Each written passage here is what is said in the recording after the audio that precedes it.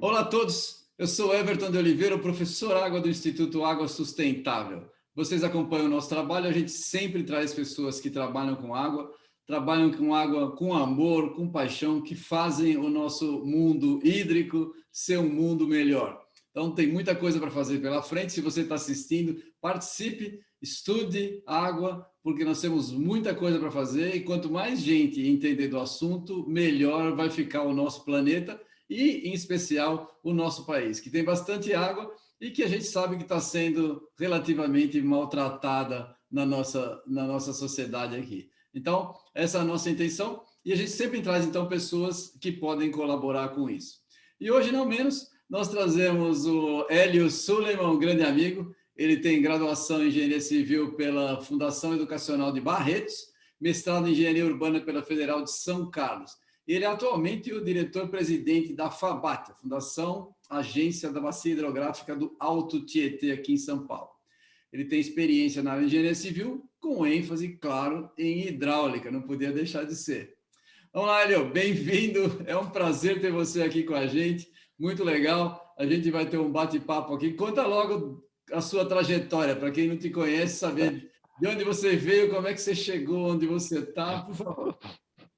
Boa tarde, Everton. Muito obrigado aí. Depois dessa introdução aí, né, não tem nem o que falar. Você é um amigo muito querido, no qual, além de amigo, é um profissional que eu admiro e respeito demais. E estou extremamente grato aí por essa oportunidade de poder dialogar contigo. Obrigado pela oportunidade. Quero agradecer a você, né, ao Instituto e a todos que estão aí nos assistindo, né, ou que vão nos assistir aí. Então, muito obrigado. Como você falou, né, como você disse, aí eu tenho formação em engenharia civil. Comecei a fazer engenharia civil na década de 80 e confesso a você que até o terceiro ano eu falei, eu vou largar isso, eu vou largar a engenharia, porque eu não me enxergava fazendo cálculo estrutural. Apesar de ser um bom aluno, de tirar excelentes notas, etc., eu não me via isso. Até, né, eu não sei qual que é o nosso público-alvo, acho que deve ter uma quantidade vasta aí, e se tiver engenheiros, então, a hora que eu falar isso, eles vão quase infartar. Até que no terceiro ano de engenharia eu tive contato com mecânica dos fluidos e me apaixonei. Me encantei com a mecânica dos fluidos, me encantei com a hidráulica, me encantei com a hidrologia. Agora, lembrando que eu fiz na década de 80, onde eu fiz um curso de engenharia totalmente engessado. Hoje a gente tem aí a engenharia 4.0, trazemos, né, as engenharias hoje mudaram muito a forma de trazer os alunos aí para o debate, mas aquela coisa sempre muito cartesiana, muito engessada, e principalmente uma construção, e aí, sem, apesar de você estar sempre projetando ou planejando para alguém, você nunca estava de olho numa sociedade, isso me incomodava. Internamente, isso me incomodava. E aí, e na década de 80, se hoje a questão da água, a questão de saneamento, questão ambientais, se a pauta ainda é tímida, naquela época era basicamente inexistente, e tinha uma política econômica muito forte, na qual que a gente era, olha, vamos acabar com as matas aí e plantar, e plantar, e plantar, e plantar. Então, tinha essa questão, né? A questão do saneamento básico, o tratamento de esgoto não era falado, não era discutido, né? Parecia que a gente estava vivendo ainda numa época medieval. Mas eu me encantei pela área. Mas a engenharia também, no curso, ela também não me deu o viés de falar assim, olha, você vai trabalhar com gestão, né? Então, quando eu saí da faculdade, eu fui trabalhar com projetos de instalações prediais e drenagem, né? Que foi aonde eu fui acabar fazendo, e fui ser professor na própria instituição de ensino na qual me formei durante 25 anos. E eu acredito que na vida, está tudo conectado e nada acontece por acaso. O fato de nós estarmos aqui dialogando, inclusive na data de hoje, ela tem um porquê, né? A gente já começou ali um pouquinho antes do início da gravação. Mas eu estava trabalhando na área de projeto, que foi uma área de combate e prevenção de incêndio, que eu me apaixonei também, e na época também você só tinha legislação americana, você não tinha ainda quer dizer, os grandes incêndios não tinham ainda feito com que o governo, né, lançasse os decretos aí e as instruções técnicas que hoje facilitaram muito a questão de projeto, mas na época, então, eu só trabalhava com isso. Até que, em 1996, o diretor da faculdade de engenharia, eu já estava professor lá, falou para mim assim, olha, tem um comitê de bacia e aí estão pedindo um representante no comitê. E você que trabalha com água, você vai lá nessa reunião. E eu fui, cara, eu caí de paraquedas na reunião, na bacia do Baixo Pardo Grande, e o pessoal discutindo ali, na realidade estava ali uma análise de projetos, eu não entendi nada do que estava acontecendo. Saí dali, a reunião aconteceu na sede da CPFL, e eu saí dali, voltei para o meu superior, que era meu diretor, falei para ele, olha, não vou, não entendi nada. Ele falou, olha, manda quem pode, obedece quem tem juízo. Não estou falando para você, não estou perguntando se você quer ir. Estou falando, você vai. E aí, nesse tempo, então, a gente tem, né, e você na tua fala aí no início falou, olha, continue estudando e vamos aprender. Eu fui correr atrás. E aí, então, conheci o Cláudio Dayer Garcia, que é hoje, ali ele trabalha no escritório regional de Barretos do DAE. E era o secretário executivo. Eu falei, Cláudio, o que é isso? O que nós estamos fazendo aqui? E naquele momento, mais ou menos 96, 97, já tinha sido então estabelecida a Política Estadual de Recursos Hídricos, a 7663, já tinha sido aprovado em 94 o Plano Estadual de Recursos Hídricos, né, o PER, e o comitê estava se instalando em 96, o comitê, e ali precisava então começar a dar o primeiro passo, que seria fazer o relatório zero, que é o relatório que daria a base para os, né, porque a gente tem dentro da Política Estadual de Recursos Hídricos 5 instrumentos básicos de gestão. Plano de bacia, relatório de situação, outorga pelo direito de uso, cobrança pelo uso da água e enquadramento, além do sistema de informação, é claro. Né? Então, o plano de bacia, que é um dos primeiros instrumentos que norteia as ações do comitê, que é o comitê, é um colegiado, ele precisaria, então, antes de você fazer o plano, conhecer o estado da arte da bacia que você estava inserido.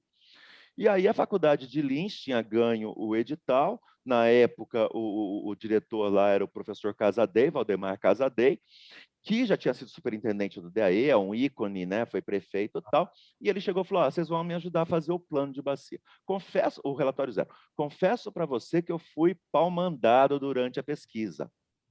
Era para chegar, entrevistar municípios, colher dados, e eu não estava entendendo. Então ele falava, porque quem está no sistema, isso é uma sopa de letrinha. É CBH, é PER, é UGRE. Então, quem não está habituado com isso, fica perdido. Então ele falava PER, PER, PER, eu falava que... E aí eu comecei a perguntar para ele, a gente conversou e fizemos o relatório zero. E aí eu fui caminhando trabalhando dentro do comitê, então, enquanto sociedade civil, segmento sociedade civil, fazendo a contribuição da faculdade dentro das discussões de políticas públicas. Porque a política de recursos hídricos ela é interessante porque ela permite esse diálogo entre os atores da sociedade. É fazer o que você faz, é trazer todo mundo para a mesa e discutir. Né? E aí, depois, 2008, 2006, eu prestei o concurso para o DAE, fui assumir como engenheiro do DAE, fazer outorga, fazer fiscalização, e na verdade, eu entrei no DAE em 2008, em julho, em janeiro de 2009, fui convidado para assumir a secretaria executiva, ser o secretário executivo adjunto do Comitê do Turvo Grande. E aí, virei, então, saí da sociedade civil e virei Estado, mas eu sempre, mesmo mudando de segmento, sempre norteado dentro dos preceitos que eu havia aprendido e valores que você não negocia. Né? E aí fiquei lá até 2017, quando, no final de 2016, quando eu participei do processo seletivo aqui, e aí entrei aqui na agência e estou aqui até hoje e posso dizer para você que eu sou uma pessoa extremamente feliz e realizada aí no que eu faço, porque eu trabalho com o que eu gosto, eu trabalho com quem eu gosto, eu trabalho onde eu gosto. Então, é isso aí. É uma raridade, é uma raridade. Mas então, ó, vamos aproveitar o teu gancho aí. Como você acompanhou basicamente o desenvolvimento a partir que a gente teve toda a legislação de recursos hídricos, a formação dos comitês de bacia, você chegou, já tinha comitê de bacia, mas você pegou esse desenvolvimento que hoje está bem mais estabelecido, né? Conta para a gente, para quem não sabe, como é que é feito, como é que é organizado. Só para as pessoas que não sabem, né? Como você falou, é uma sopa de letrinhas, a gente é da área, tudo bem, mas quem não sabe, você pode dar uma destrinchada só nas linhas gerais, como é que funciona, para que nós vamos fazer, vamos falar da FABAT, que é outra É sigla, né? outra sigla também. Então, vamos explica para as pessoas chegarem Eu até a gente acho que depois da é, FABAT. eu vou fazer uma brincadeira aqui. Então, vamos lá, então continuando. Esse mapa que está atrás aqui de mim, aqui assim, ó, é o estado de São Paulo. Então, na realidade, tem em 1991 a 7663 é estabelecida. E aí, em linhas gerais, ela traz esses instrumentos de gestão que eu citei, dizendo e dando a responsabilidade de quem é quem, e também ela traz falando o seguinte: para estabelecer as políticas que estão propostas aqui, os instrumentos de gestão, vai ser criado o Fundo Estadual de Recursos Hídricos, que vai dar segurança financeira para que as ações sejam implementadas. Em 1994, então, quando foi aprovado o Plano Estadual de Recursos Hídricos, que é o Plano Estadual de São Paulo, o plano apresenta esse recorte que está atrás de mim. Ou seja, a bacia, o estado de São Paulo, foi dividido em 22 unidades de gestão de recursos hídricos, que são chamadas UGRES, Unidade de Gestão de Recursos Hídricos. Só que, o que acontece? Ela também estabeleceu que cada UGRE ou cada unidade de gestão poderia ter o seu comitê de bacia. O que seria esse comitê? A gente costuma brincar ou falar que ele é um parlamento das águas. É um espaço democrático. Apesar da Lei 7663 dizer que você tem o poder público estadual, o poder público municipal e a sociedade civil organizada, né? Então, lógico, a sociedade civil sempre fala, mas você tem dois poderes públicos aqui, né? Você tem todo mundo, as pessoas, qualquer pessoa pode participar e ter direito à voz. Quem tem direito a voto são aquelas pessoas que estão indicadas, que têm instituições consolidadas e que fazem parte e que vão brigar pelos seus, né, vão discutir seus usuários. Então, na realidade, é um parlamento que é bem interessante, porque você tem diversas entidades, diversos setores ali, olhando para o único bem. Né? A gente sabe, a gente estava, né, você sabe melhor do que eu, que a água é a mesma água que divide, ela une e também causa conflito. Nós temos aí vários conflitos aí que são por conta de falta hídrica, né? de escassez hídrica. Então, a ideia é que essas pessoas, então, proponham, né, e tragam soluções, identifique a sua região e que nós trabalhemos de maneira em cada UGRE para que se resolva o ambiente do Estado. E aí, então, nós temos 22 unidades de gestão e 21 comitês de bacia. Por quê? O Aguapeí Peixe, que é esse que está, esses dois aqui que estão aqui, ó, eles, pela questão de proximidade, acabaram se juntando e é um comitê único.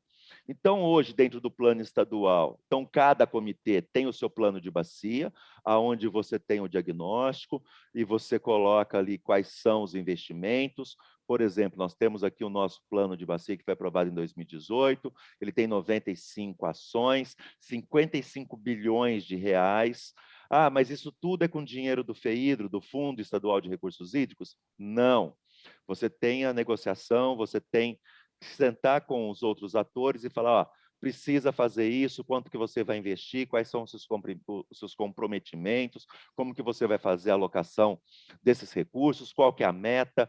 Por exemplo, nós apresentamos nosso relatório de situação na última plenária do comitê, e nós temos, então, você assume o compromisso de ter um avanço no tratamento do esgoto aqui na bacia do Alto Tietê de 1,3% ao ano, na melhoria da qualidade. Tá? Então, a gente já pretende, porque se você traça a meta para isso. Então, o comitê é isso, você coloca as ações que precisam, define prioridades para depois você alocar recursos. Até antes da implantação da cobrança, o recurso só vinha de uma única fonte. Quer dizer, a fonte é o FEHIDRO, é o Fundo Estadual de Recursos Hídricos, e ele é composto de duas fontes financeiras. Pela CEFUR, que é a cobrança financeira pelo uso do recurso hídrico, que é o maior pagador é a geração de energia, e aí a CEFUR, a União recebe esse dinheiro e repassa aos estados. O estado de São Paulo tem regras específicas para ele. Eu não posso pegar o dinheiro da CEFUR, esse dinheiro, e aplicar em outra coisa. Eu não posso aplicar em outra coisa, a não ser na gestão hídrica. Ainda bem, né? Mas isso é diferente de outros estados, tá? Nos outros estados isso não acontece. Como que é feito? Então, como que é feita a alocação? Então, você tinha lá você tem a coordenadoria de recursos hídricos, que por conta desse rateio, ela precisava criar critérios para estabelecer quanto cada um vai receber. Não é porque você está bonitão aí com a gravata toda bonito aí, toda elegante, eu aqui que você vai receber mais do que eu. Qual é a necessidade da tua bacia? Quais são os indicadores? Então, isso também, a construção desses indicadores também foram pactuadas. Tudo pactuado. E aí sempre você recebia. Em 2005, é aprovado a lei que aprova a questão de você cobrar pelo uso da água. Então, ou seja, a Constituição de 88 traz que a água é um bem público, inalienável, então você pode cobrar pelo bem, trazendo ali a questão da cobrança, ela é bem interessante, porque assim, ela é o poluidor pagador. Você quer poluir, você vai pagar mais. E você tem lá algumas contas, né, que a gente faz para fazer essa cobrança. Mas também ela estabelece que os comitês possam cobrar e estabelece o seguinte, quanto você vai cobrar, mas essa cobrança também tem que ser negociada com os usuários, com todo mundo da bacia. Então, o bonito da política é isso, você coloca todo mundo na mesa. Né? Sim. Então, e quanto que eu vou negociar? Se eu tenho maior escassez, né? Se eu vou dar, se, por exemplo, a minha água subterrânea ela é mais difícil de ser retirada, eu vou dar um peso maior para ela, ou eu quero, por exemplo, numa situação onde eu tenho baixa disponibilidade hídrica superficial e quero incentivar o uso da água subterrânea, então eu posso aumentar o valor do metro cúbico da água superficial e baratear o da água subterrânea. Então é um processo de negociação, de você entender e induzir o usuário ao melhor uso e melhor prática. Essa é a ideia da política. E a gente cobra muito pouco, a gente cobra, né, o Estado, de uma forma geral, a gente cobra 1 centavo de real por metro cúbico captado, 2 centavos de real por metro cúbico consumido. E o que é esse consumido? Entre o que você capta e o que você lança, aquilo que não é computado, a gente coloca como consumo. E o lançamento, você cobra 10 centavos com fatores de ponderação à medida que você vai diminuindo a quantidade, né, a DBO que é lançada no corpo hídrico. Então, é um processo bem bacana com relação a isso. Né? Hoje, nós temos aqui, das 22 unidades de gestão de recursos hídricos, só tem uma que não cobra, que não ainda, mas está com processo. E não é assim, o comitê decidiu cobrar, não. Então, a gente fez lá então, do jeito que eu tenho o plano de bacia, eu tenho que fazer um relatório de fundamentação da cobrança, dizer por que eu vou cobrar, quanto que eu vou cobrar, o que isso vai impactar no processo produtivo, o que isso vai impactar para o usuário final, como que isso vai ser levado em conta. E depois disso eu aprovo no comitê. Depois que eu aprovo no comitê, eu tenho que subir para a instância maior, que é o Conselho Estadual de Recursos Hídricos. Em aprovado no Conselho Estadual de Recursos Hídricos, é que vai para o decreto do governador. Então, não é uma coisa, eu quero fazer isso e aí eu vou e faço. Né, é uma questão da democracia mesmo, de você exercer na sua plenitude e negociar. Então, é como eu negocio. Todo mundo ali, e está todo mundo com os seus interesses voltado para o recurso hídrico. Então, você tem a universidade ali com recursos, interesses ali em termos de pesquisa, você tem o irrigante, você tem o uso não consultivo, de turismo, de todo mundo ali. Né? Porque se eu não tiver, por exemplo, uma água de boa qualidade, eu vou impactar o turismo, né, de uma região que utiliza ali suas praias, ou a gente tem o exemplo do Capitólio ali em Minas Gerais, que é um lugar belíssimo, e mesmo que se eu tiver um depreciamento do reservatório também, isso afeta todo o turismo, toda a cadeia econômica. Então, é uma mágica, assim, é uma logística, né, bem bacana, bem bonita, né, e que eu gosto muito de atuar nisso. Então, isso é o papel do comitê. O comitê do Alto Tietê, que é a UGRI 6, que é essa mais verdinha aqui nas minhas costas, aqui, ela foi criada, né? Ela foi criada, esse comitê ele foi criado pela lei na 7663, então, na lei tem a criação dele, só que a gente conseguiu instalar em 1994. Então, o comitê ele foi instalado a partir de 1994. Ficou Legal. mais ou menos claro aí? Muito bom, muito bom. Então, vou fazer uma pergunta para você. Então, você está na FABAT. O que é a FABAT? Conta para a gente aí, né? Para as pessoas saberem. Você está como presidente da FABAT. O que você faz na FABAT, né? O que ela faz? O que as pessoas... qual a relação da sociedade com a FABAT? Conta para a gente aí. A FABAT, ela é a Fundação Agência de Bacia do Alto Tietê. Ela é uma instituição pública de direito privado e ela é o... Porque o comitê, como eu disse lá atrás, o comitê que eu falei que é um parlamento, ele não tem personalidade jurídica. Então, em 98, foi publicado, né, foi publicado mesmo, é promulgado a Lei 10.020 de 1998, que autoriza o poder público a participar das fundações, agências de bacia, que trabalham com a questão de recursos hídricos, em 1998. E lá dentro da lei, ela estabelece duas coisas. As fundações ou as agências, no estado de São Paulo, elas podem ser criadas de duas formas apenas. Tá? Por uma vontade política, ou seja, que eu tenha ali 35% dos municípios inseridos na bacia que deu ok, e que esses 35% contemple mais de 50% da população. Tá? Então, esse é o primeiro critério. E o segundo critério é que a hora que o comitê implementa a cobrança, então, naquele estudo de fundamentação que eu disse, naquele estudo de fundamentação, também a gente estuda a viabilidade de uma agência. O que seria a agência? A agência, então, ela vai fazer o braço executivo do comitê, ela vai dar, então, a personalidade jurídica, o CNPJ, ela vai dar nome, vai dar o CNPJ, e vai e a agência, né, eu brinco, ela é a servidora do comitê. Então, o comitê fala, ó, você vai fazer isso, você vai aplicar o recurso. Então, nós fizemos agora, na nossa deliberação, aonde que eu tenho que aplicar, alocar o recurso da cobrança ali, em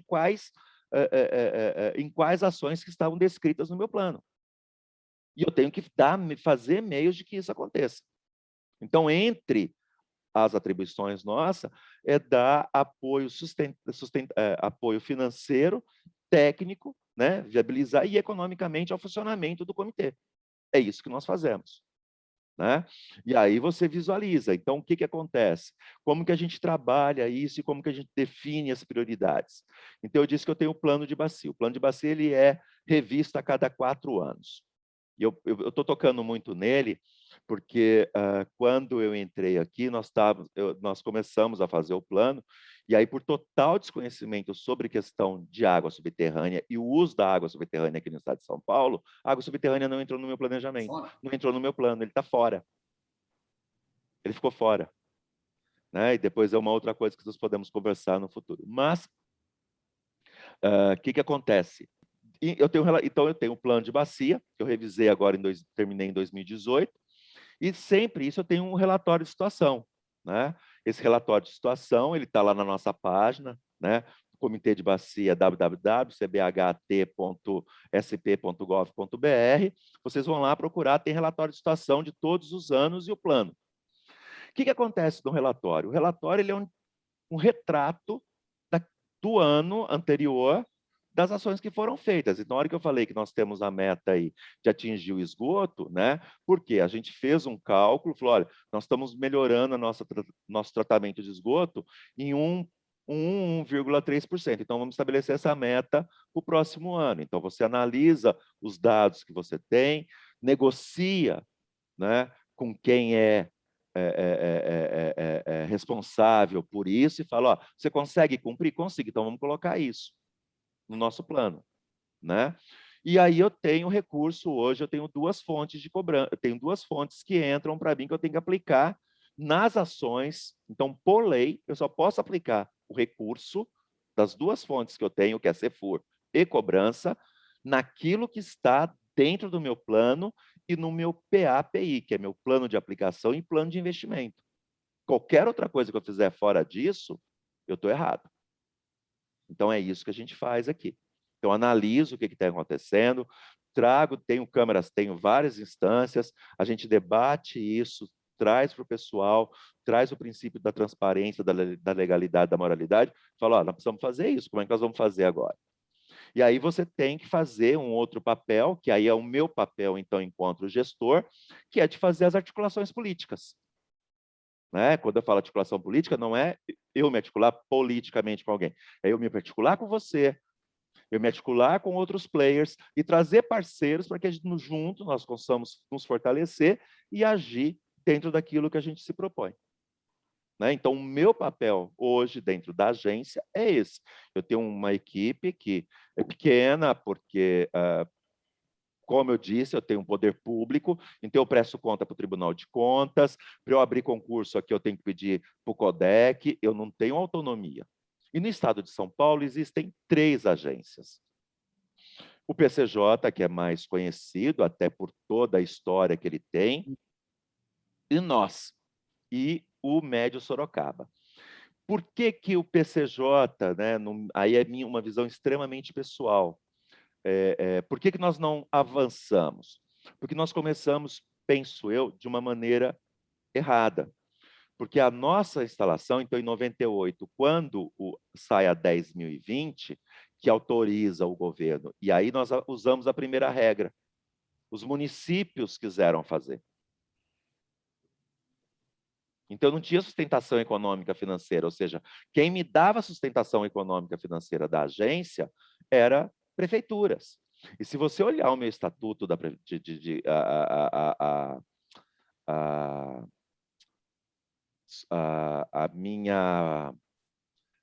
a minha escritura pública que foi registrada, né, a agência foi registrada através de escritura pública em 2002, então em 98 o comitê define, naquele mesmo ano o Conselho Estadual de Recursos Hídricos aprova a criação, em 2002 se institui a agência.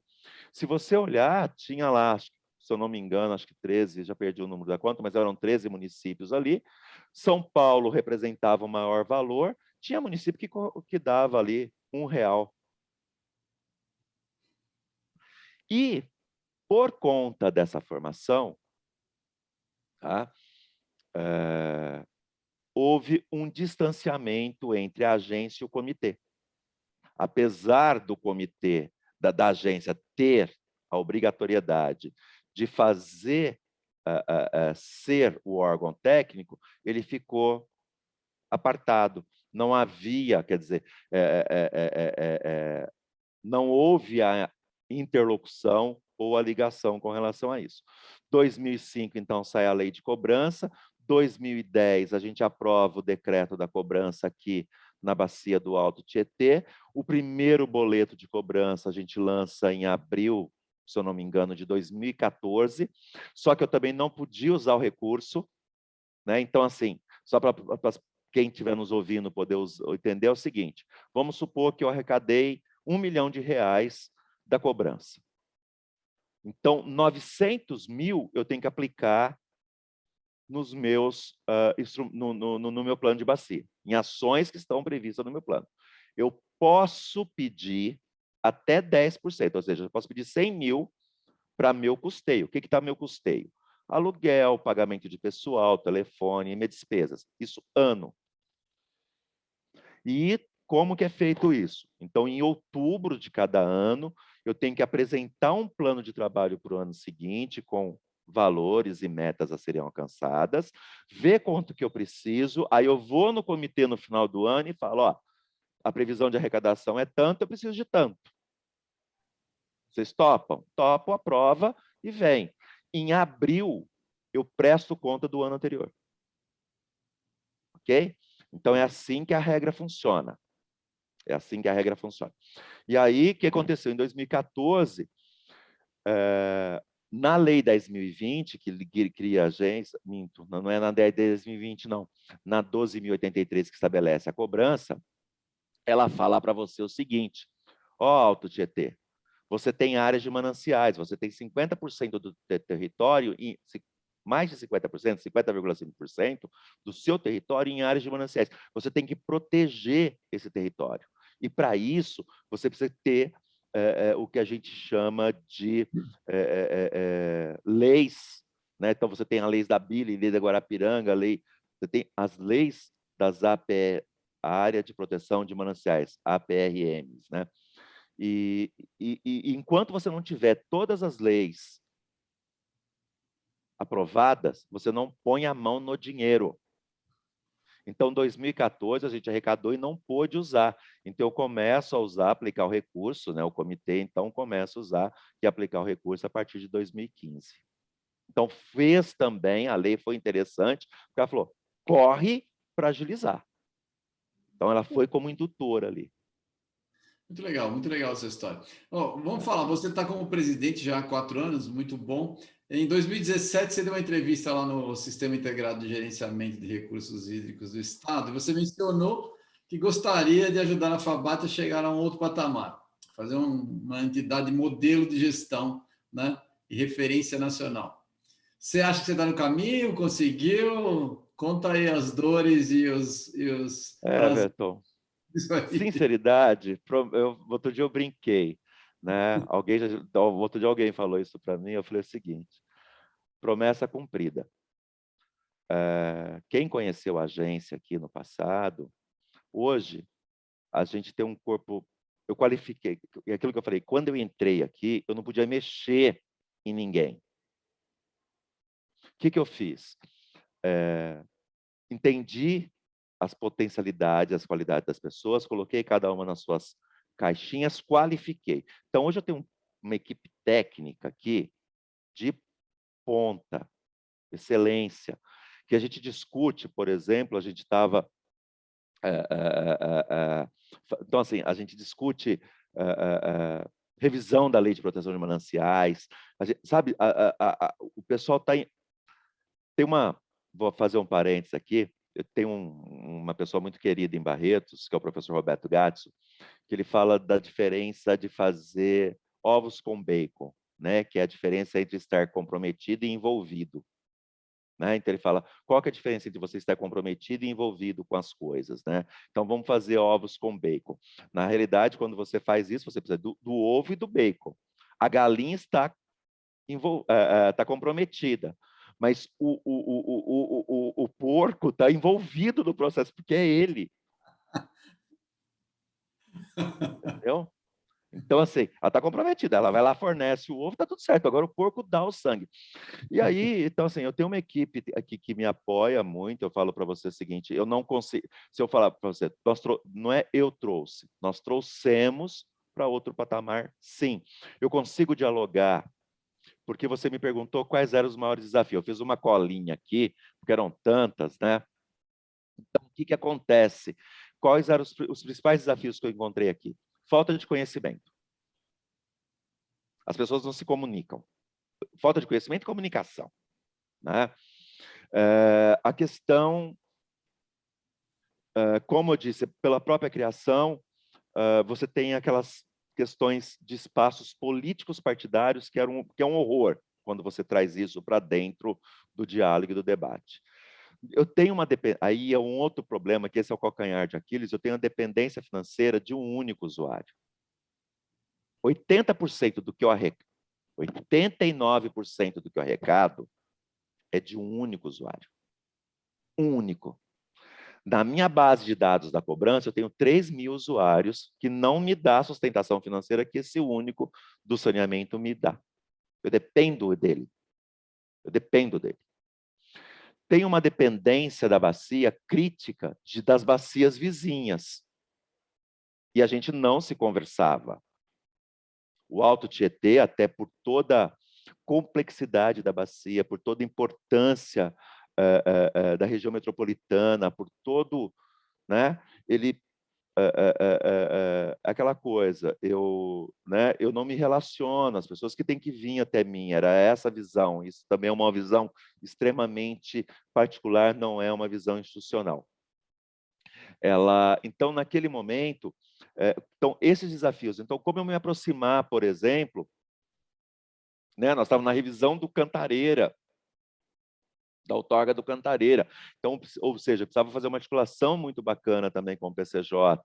Estava na questão de buscar água no Paraíba do Sul, né? Nós tínhamos acabado de passar uma crise hídrica, né? Que foi também um momento complicado, aquele momento de situação de crise hídrica, quem lembra, né? E aí outras transposições, o São Lourenço. Então eu dependo do Ribeira, eu dependo de outras bacias. Então o que acontece? Eu preciso promover o diálogo, eu preciso começar a falar, escuta, ó, vamos conversar. Então essas foram algumas das dificuldades, sem contar a questão de engessamento meu aqui em buscar ou trazer reforço político. Eu tinha um alto grau de inadimplência, porque o cadastro de outorga não conversa com o cadastro da cobrança, são duas coisas distintas, e aí, quando chegava a base de dados da outorga para mim, eu nunca sabia se era outorga nova, se era renovação de outorga, e aí você criava novos usuários no meu sistema, então eu tinha um índice de inadimplência financeira muito baixa, porque a minha dependência financeira desses usuários é baixa, mas o número expressivo de inadimplentes. Então, eu estava na casa, quase estourando ali na casa de 25% de inadimplentes. Mas por quê? Porque a minha base de cobrança, eu precisava fazer uma higienização, porque não se conversa, né? Aqui, veja, e aí eu falei do plano de bacia. E aí foi uma questão bastante interessante, porque o termo de referência do plano saiu em 2012. Logo depois do evento extremo de 2009 e 2010, final de dezembro de 2009 e janeiro de 2010, que teve aquela chuva violenta, né, né, além de todo o caos aqui no sistema de drenagem, abriu os vertedouros, e aí aquela coisa que foi absurda. Aí o termo de referência, então, olhou um evento extremo de chuva. A hora que eu vou construir, eu tenho um extremo de seca. Seca, é. E aí vem toda essa questão de mudança climática. Então, veja, como agir numa cidade complexa dessa, com os dois extremos postos. Então, assim, é uma delícia trabalhar com esses desafios. É uma delícia, entendeu? Te deixa, né? Eu não tenho cabelo, então assim, o pouco que tem já começa a querer cair, mas é uma delícia, porque é um desafio muito grande, porque a gente tem uma escala de problema muito grande.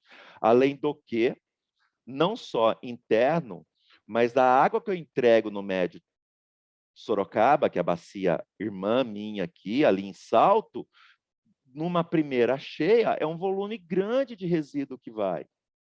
Por quê? Porque você tem muito resíduo. E a questão da população hoje estar cada vez ali vivendo mais nas ruas, isso tem aumentado demais. Então, são várias. E uma coisa interessante que eu aprendi aqui, né, o que me trouxe aqui de importante, e por que eu falo para você que nós conseguimos atingir os nossos objetivos, de mudar de outro patamar, porque eu não olho a política pública, a política de recursos hídricos, como uma única política. Eu tento integrar ela com as demais políticas. Então, sim.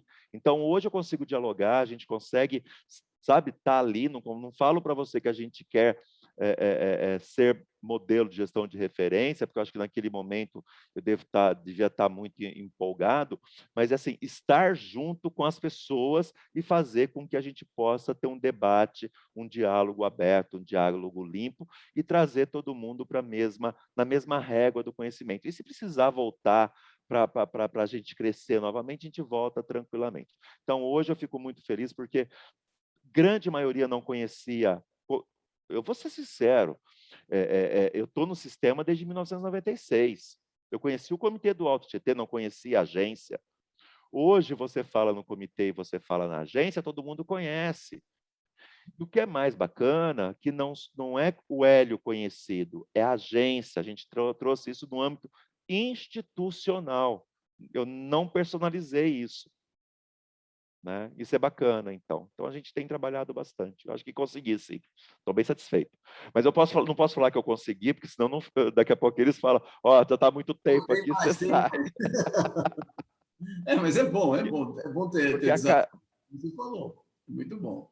é muito Né? bom, porque assim, o meu cargo aqui, eu estou presidente, porque a cada 2 anos eu entrego a carta e manifesto interesse em ficar. E aí quem me indica é o plenário do comitê. Quem me elege é o meu conselho, porque a minha estrutura aqui eu tenho minha estrutura, mas eu tenho um conselho deliberativo e um conselho fiscal atrás de mim. Então, quem me elege, quem me empossa, é o conselho deliberativo. Então, o comitê pode me indicar, mas chegou no conselho deliberativo, o conselho falou: nós não É. queremos esse cara, não. Né? Então, a cada 2 anos. Então, assim, então não posso falar muito que nós conseguimos muito, não. Eu também fico naquela coisa, né? Se eu falar que não consegui também, eles vão falar que eu sou Bom, também ineficiente. Ah, é então bom deixa para autorar.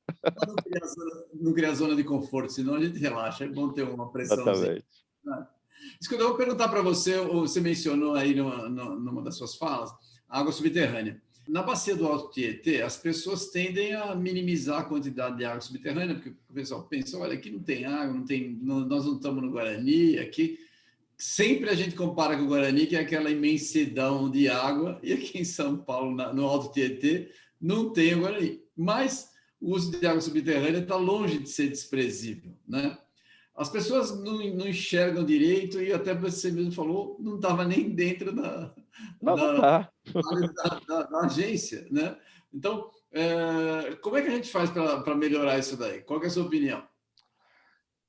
Então, Everton, e aí foi aquilo que você falou, acho que você traduziu muito bem, é desconhecimento. Primeiro que a água subterrânea, como ela está. É aquela coisa, né? Você quer varrer, você coloca debaixo do tapete. Então, tem aquele ditado: quem não é visto não é lembrado. É, Exatamente. Exatamente. o aquífero Guarani ganhou um protagonismo muito grande, né? Então, quando vai se falar, chega na mídia, independente, como eu disse, eu sou de Barreto, eu sou do interior lá. Então, se você pegar o estado de São Paulo, cortar ele no meio, ali para frente de São Carlos, ali você tem o aquífero ali, Ribeirão Preto, recarga, né? Então, assim, e aí quando vai, você tem vários estudos, etc, tal, parará. E São Paulo, e aí a bacia do Alto Tietê, é Cantareira. Você tem 5 sistemas, mas quem que é conhecido? O Cantareira é parte e corresponde no abastecimento aqui, salvo o melhor juízo, não chega a 20%. O Cantareira é responsável. Então, com toda a crise que passou, o foco era no Cantareira. Quem salvou na crise hídrica foi o sistema Alto Tietê, com 5 barragens. Então, assim, é a falta de informação, esse é o primeiro ponto. né? Por quê? Porque a gente compra a informação que está na mídia. Como eu sou, então aquilo que eu falei, então para mim São Paulo, até por conta da, da, da, da, da, da sua elevação, né? Da constituição geológica, falei, não tem água aqui de jeito nenhum. Então, quando eu fui fazer plano, e aí dentro do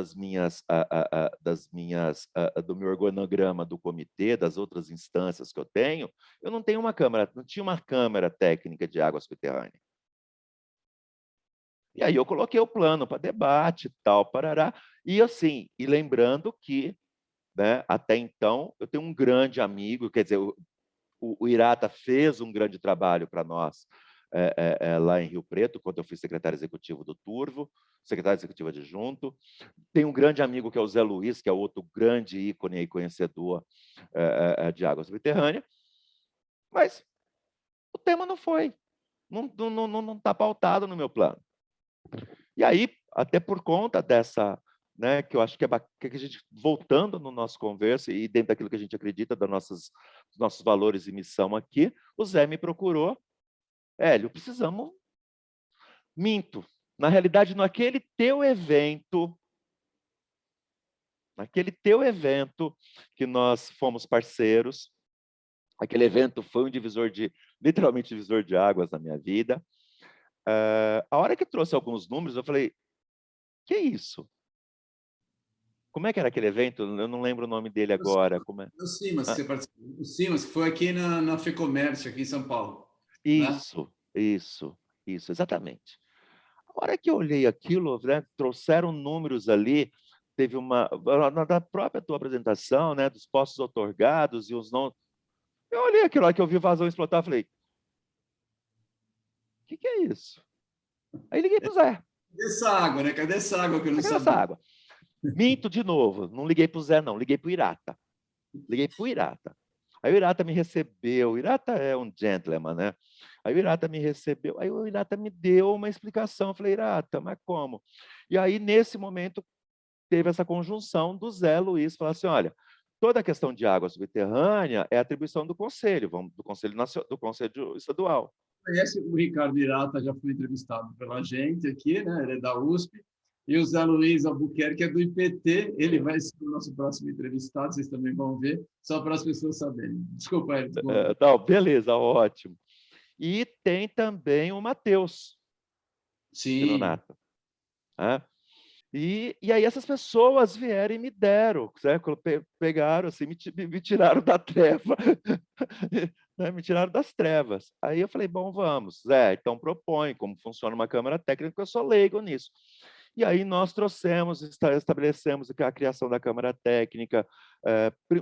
Nós fizemos um grande trabalho agora de mudar a deliberação do comitê com relação à questão de uso de restrição do Jurubatuba, que quem não conhece a região é a área mais contaminada de São Paulo. E teve um trabalho muito bacana de intervenção, porque nós conseguimos alinhar DAE, CETESB, Vigilância Sanitária, usuários, fizemos audiência pública. Então, aí começamos a trazer essa visibilidade a esse bem que está debaixo do tapete, porque aqui o consumo é significativo. E agora, né, eu preciso, né, então, dentro daquele levantamento, nós estamos aí com uma proposta de tentar identificar os volumes, porque a hora que você olha no meu relatório de situação, é só volume otorgado. Os clandestinos não estão lá. E como é que eu posso fazer gestão e entender se eu não reconheço? E aí você vai entendendo a complexidade da coisa. Então, nós estamos aí trabalhando para isso, e por isso que eu fiquei muito feliz, Everton, de participar aí desse bate-papo contigo, porque são pessoas que me ensinaram, me trouxeram, e reforço, a questão do conhecimento ela é importante. Até porque não é só para uma questão de gestão, uma questão de saúde pública, porque as pessoas ainda acham que a água ela tem que ser aqueles 3 parâmetros, né? Incolor, inodora Insípido. e insípida. E aí, muitas vezes, a pessoa perfura um poço ali, tal, parará, sem a questão legal, etc., porque, gente, pagar uma outorga ou pagar a questão da qualidade da água, no custo não é elevado. Hoje, pela questão da outorga eletrônica, isso qualquer usuário consegue fazer. Antigamente, não era o valor da outorga que era cara. Quem cobrava cara era o técnico que fazia. Né? Então, por quê? Porque eu quero uma caixinha preta. Então, à medida que você vai abrindo, é a mesma coisa da questão da energia fotovoltaica. Quando iniciou, não é que está barata, mas à medida que você vai melhorando a tecnologia, abrindo conhecimento, isso começa a diluir o valor. Então, as pessoas precisavam regularizar os seus postos, procurar o órgão gestor, que é o DAE, e falar, vamos regularizar. Por quê? Porque ele é muito mais do que... O Irata sempre fala, como que eu convenço alguém a regularizar o poço? A hora que você coloca a tua saúde e da tua família em risco. É. Porque se eu não tenho uma água, se eu fiz um poço e eu estou dentro de uma área contaminada, eu estou colocando a saúde da minha família em risco. Né, do meu prédio, enfim, da minha comunidade, de tudo. Então, isso é uma questão de saúde pública. Né? Então, é importante. Por isso que eu falei para você, a gente está tentando alinhar ou amarrar todas as políticas públicas e não só a política de gestão de recursos hídricos. Concordo, concordo. Essa é uma tarefa hercúlea. Essa é uma coisa que eu tenho lutado a minha vida inteira, e assim, os avanços são mínimos, né, para a gente conseguir fazer gestão com números corretos, com que as pessoas se preocupem de fato com algo, é muito difícil. Por um lado, a gente consegue ter, se tem um grande, como você falou, se tem um grande usuário, que é o que você falou, que é 89%, está lidando com uma pessoa, essa pessoa está preocupada porque depende financeiramente da água, então esse usuário tem mais cuidado. Mas as pessoas comuns, físicas, que têm acesso à água independentemente, não fazem isso. E aí não existe gestão, é péssimo, péssimo. Esse assunto aí é interessante, porque a gente aqui do Instituto Água Sustentável, a gente tem diversos projetos, né? E um deles é o de fazer capacitação e divulgação da importância das águas, principalmente das águas subterrâneas que a gente não vê. Você falou, quem Não é visto, não é lembrado. não é lembrado, exatamente. Então, a gente precisaria fazer isso para que as pessoas saibam. Por um lado, é interessante que existe, na minha experiência pessoal, eu já vi. Todo mundo que tem um poço, ele tem uma relação mais do que só. Então, parece ter uma relação sentimental com a água daquele poço. Parece que é algo. Não é o valor em si da água, mas parece que é algo, é um bem que ele cuida. E isso não passa, de um modo geral, para as pessoas enxergarem dentro da comunidade como funciona. Não sei, precisa de um trabalho de comunicação.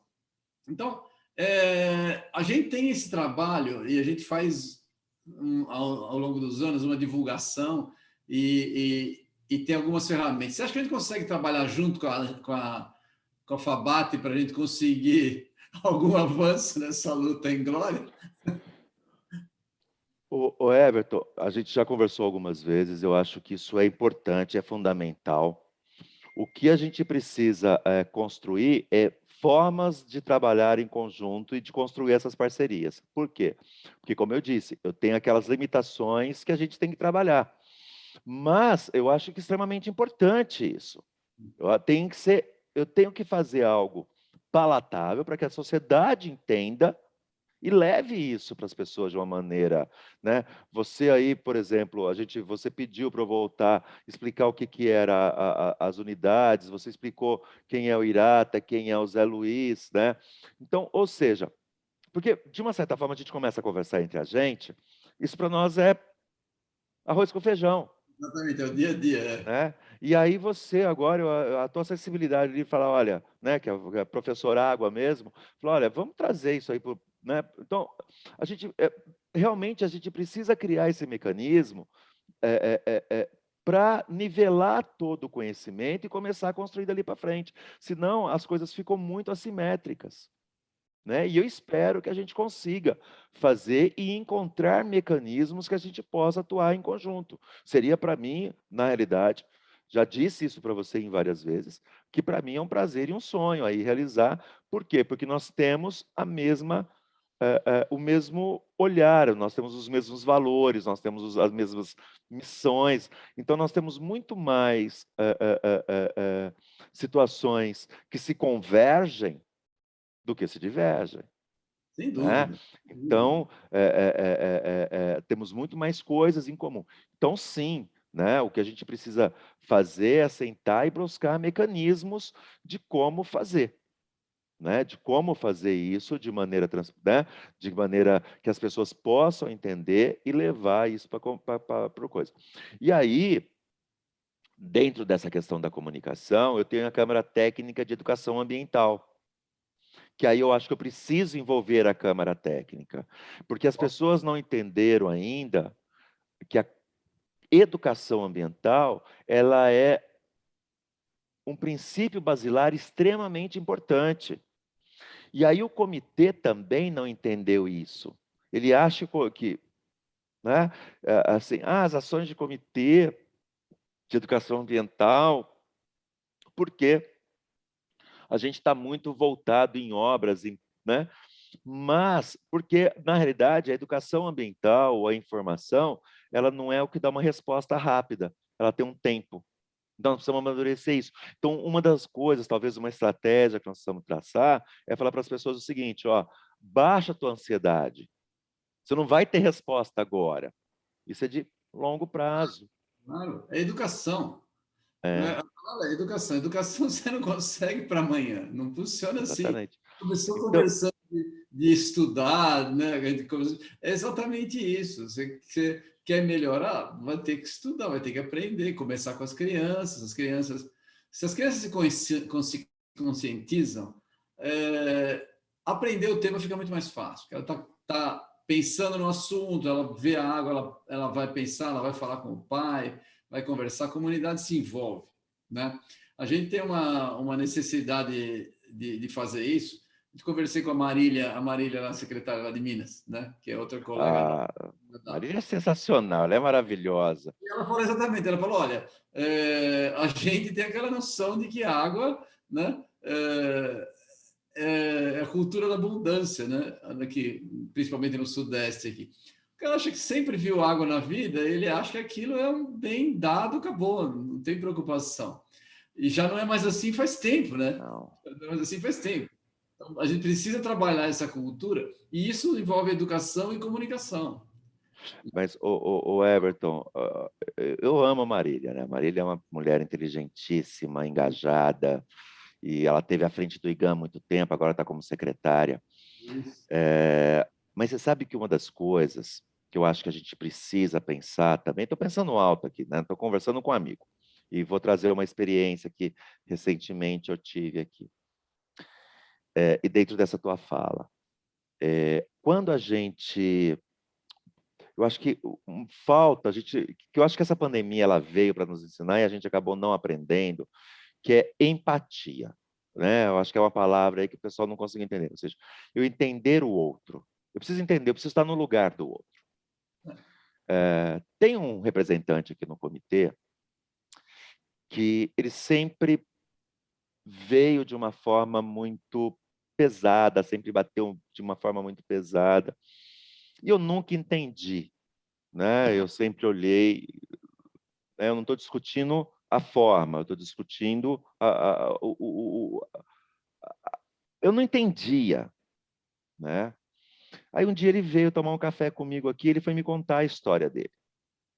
Então ele vem de uma região do Nordeste, de seca, onde a mãe levantava 3 horas da manhã para buscar água, porque se ela levantasse um pouco mais tarde, ela pegava água suja.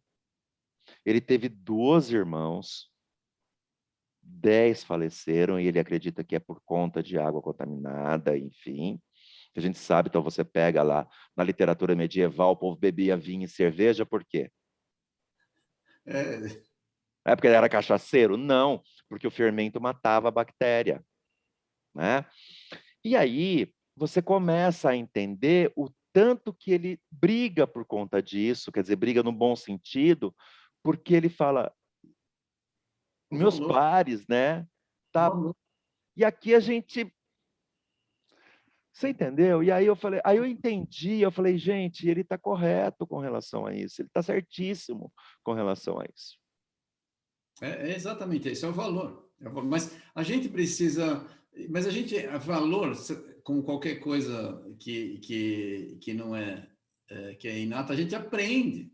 Você ganha os valores, você aprende com o convívio das pessoas, com as pessoas, das suas necessidades, de como você tem que se comportar, como é que você não ofende as pessoas, como é que você tem que agir para ser Ouvido. respeitado, para respeitar. E a mesma coisa é com o meio ambiente. Esses valores a gente vai recebendo e a gente vai... Então, se a gente não lança e a gente não começa a passar essas informações constantemente, esses valores não vão ser incorporados. Por quê? Porque é o resultado da cultura da abundância, não tem uma preocupação. Então, esses valores não entram. Por isso precisa de um trabalho, sim, de trazer a informação de uma forma agradável, claro, não precisa ser ficar bancando. Hoje a gente tem tantas formas, né? Você tem umas questões mais interativas, mais lúdicas. Então, acho que acolher a informação, acho que o caminho é por aí. Você tem essa questão mais lúdica, que faz aí com que as pessoas se interajam de uma maneira intuitiva, né?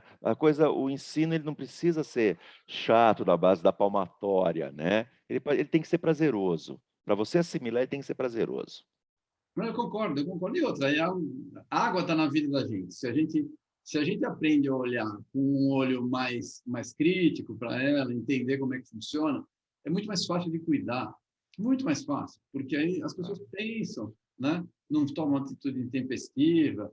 É aquela velha conversa, o mar começa ali do lado da sua casa, porque a água vai terminar no mar. Mas é fácil falar, né? Difícil é enxergar uma coisa dessa, porque quando a gente fala entre a gente que já estudou o assunto há um tempão, que estudou hidrologia, para você é fácil. Tem o divisor de água, ele vai para baixo, ele segue o rio, vai, né? É uma lógica que a gente aprendeu há muito tempo, né? Parece fácil, mas não está na cabeça de todo mundo. Imagina, você fala em bacia hidrográfica, né? O que você imagina de uma bacia? Com esse nomão, exatamente, com esse nomão feio, o que é uma bacia hidrográfica? Você entende uma coisa redonda, depois eu trago um mapa, não tem nada de redondo. Exato. Então, a gente tem trabalhado, eu montei o Instituto exatamente com esse intuito. Por quê? Porque eu sofri muito trabalhando como técnico, professor universitário, né? Universitário, você saía, falava congresso só tem pessoas, os seus pares ali, que falam o mesmo jargão. E aí a gente ia falar com a televisão, falar com o público em geral, não necessariamente o público ignorante do assunto nosso, vamos dizer assim, né? Uhum. E nós somos ignorantes da maior parte das coisas que não é nosso dia a dia. Eu confesso que eu sou ignorante até nos meus próprios assuntos aqui, às vezes eu preciso procurar os universitários. Mas a falha, naquela época, eu descobri que a falha é nossa. Nós é que temos que ter um trabalho, e é um trabalho profissional, muito demora, gasta tempo, gente, sério, para fazer a nossa informação ser uma informação palatável e digerível, que as pessoas consigam receber de uma forma natural no dia a dia dela. É difícil. Por isso que a gente criou um instituto para fazer esse trabalho, que eu espero que a gente consiga ajudar na FABAT, que eu sei que tem um trabalho muito legal. Aguarda aí uma oportunidade da gente conversar aqui pessoalmente e traçar aí possíveis estratégias aí para a gente avançar nessa discussão. Vai dar certo, vai dar certo. Quando a gente tem boa intenção e está com pessoas que têm o mesmo princípio, a coisa tende a andar. Eu acredito, assim como você, eu acredito nisso. Rapaz, tá muito boa a conversa, mas o nosso tempo esgotou aqui. Eu vou pedir para você fazer as suas considerações finais, por favor, Hélio. Ô, Everton, passou rápido, hein? Muito. Muito rápido. Everton, minhas considerações finais é realmente agradecer essa oportunidade. Como eu disse, passou rápido, eu nem senti. Te admiro cada vez mais, né? Admiro o trabalho que você faz, esse envolvimento que você tem. Não posso deixar de citar a Bruna, né? A Bruna é uma guerreira que está do teu lado aí sempre, né? E ela é uma defensora, eu falo assim, uma menina tão bonita dessa, numa luta tão inglória. Mas é isso, né? De uma forma, né? Inteligente, bem preparada. Olha só. Sim, ela tem tudo aí, né? Mas está nessa briga em glória aí com a gente. Mas conversando com você, conversando com os outros pares, e assim, e tendo essa visão de que nós podemos melhorar o nosso futuro e trabalhar e ter que dar esse, né, de trazer de forma palatável, é só isso. Eu só tenho que agradecer mesmo, né? Muito obrigado pela oportunidade. Você é um grande amigo, um grande parceiro e parabéns pelo trabalho aí. Ótimo, obrigado, Hélio. Pessoal, a gente teve aqui conosco o Hélio Suleiman, ele é o presidente da FABAT, da Fundação Agência da Bacia Hidrográfica do Alto Tietê, um nomão gigante, né? Mas é muito legal o trabalho. Eu gostaria que vocês acessassem os links que ele mencionou, vão estar também aí embaixo no YouTube, vocês podem acessar, por favor. É muito legal todo o material, claro, produzido pela agência, é de acesso gratuito, vocês podem chegar lá sem medo de ser feliz, que vocês vão ter informação legal. E o Hélio é uma pessoa extremamente acessível, como ele mencionou. Se vocês tiverem alguma ideia de como ajudar nos trabalhos da água aqui na nossa bacia, na nossa região, ele é uma pessoa para se conversar e para se acessar. Agradeço a todos. Um prazer conversar com você, Hélio. Muito obrigado. Espero que a gente consiga trabalhar junto muito mais, porque é um trabalho muito gratificante e muito legal. Muito obrigado. Eu que agradeço. Abração. Fica com Deus.